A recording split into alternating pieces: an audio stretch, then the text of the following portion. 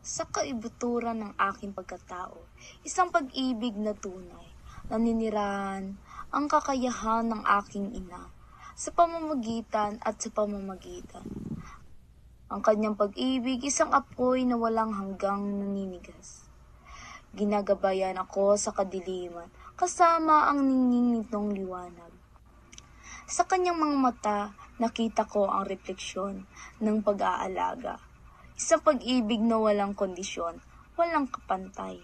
Ang kanyang haplos, isang banayad na haplos na nagpapagaan ng aking sakit. Isang paalala na ang kanyang pag-ibig ay laging mananatili. Ang kanyang tinig, isang himig na nagpapaginhawa sa aking kaluluwa. Sa pamagitan ng mga salitang karunungan, ginagawa akong buo. Sa kanyang presensya, nakatagpo ako ng aliw at kapayapaan. Isang saduwaryo ng pag-ibig na hindi titigil. Sa bawat pagtibok, bawat tagumpay, nandyan siya.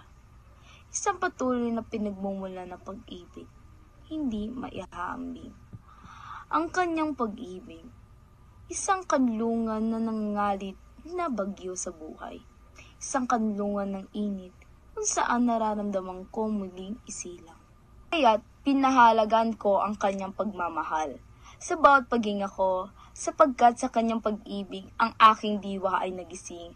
Sa kabuturan ng aking pagkatao, ang kanyang pag-ibig ay mananatiling magpakailanman.